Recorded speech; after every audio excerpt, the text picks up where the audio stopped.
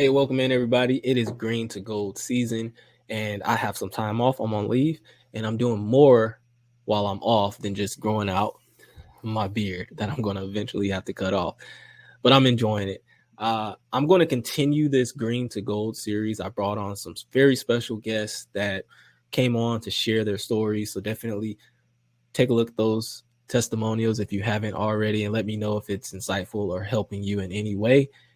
I brought on a couple drill sergeants, a first sergeant with over 20 years before they switched over through the green to gold active duty option.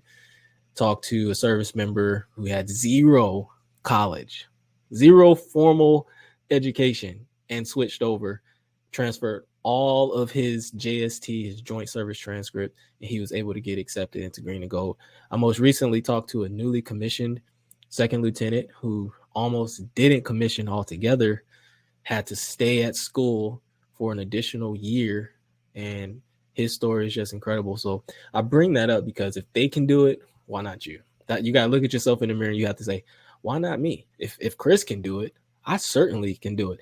And I believe that. You guys stay motivated. A lot of this stuff is going to get tedious. This video is even going to be tedious at times because I'm going to go into the handbook and we're going to look at everything, the eligibility requirements, ineligibility, phase 1, phase 2, and don't get discouraged along the way.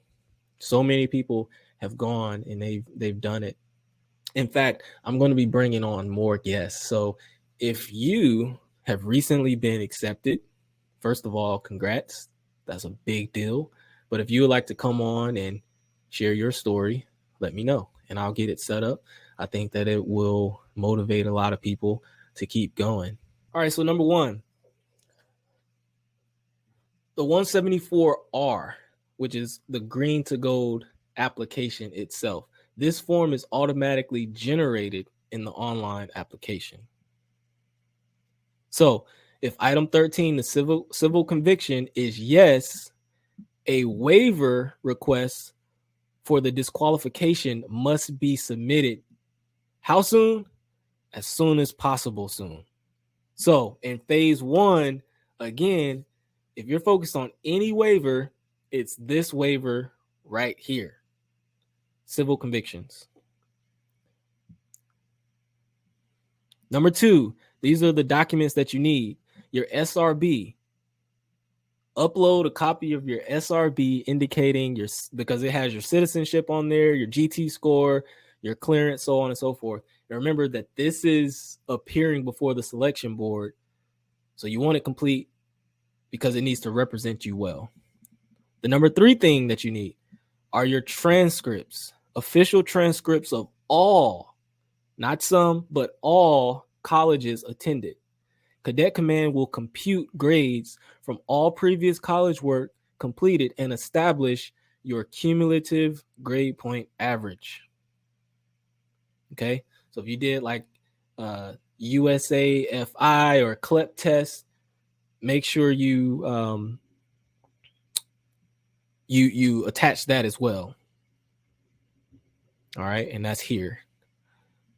If applicants received college credit by means of USAFI or CLEP tests, official results of such tests must also be furnished to this headquarters. All right, and then your college grade reports are not transcripts and are unacceptable. And if your transcripts are in another language for whatever reason, which could be quite possible because we have a lot of service members who are in this boat right here, make sure that those are translated before you submit your application. And then number 4, these are the requirements that you need for phase 1. Your academic summary. This is the soldier's calculated estimate of how many credits / classes will be required to earn his or her degree. So that's what I was talking about, that 104R. Now, if you're at a good university, they're going to help you fill this out. Like I had a really good recruiting operations officer, also known as a RU. But if you have a good RU, they will help you with this 104R and reflect that you have 2 years remaining before you complete your degree. That's the key there. And then number 5, .merb. All right, so that's that medical. The names of all applicants whose application status reflects board ready will be electronically submitted by the Green to Gold team to .merb. Once the information is received by .merb, all right, this is what's going to happen. If you're CONUS, this is what's going to happen. .merb will send board ready applicants an email with instructions to create their .met account. The applicant will receive information for scheduling medical appointments. All right, so that's why I say go ahead and get on your .merb so you can start scheduling those appointments.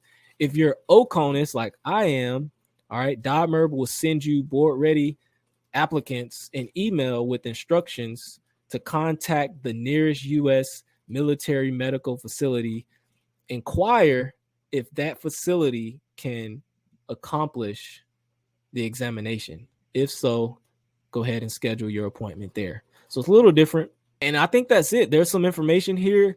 There are some contacts. There are some emails. But again, don't just take my word for it. Read this for yourself. This is your Bible. You should know this front and back. All right. So we're going to go ahead and get into the phase 2 requirements.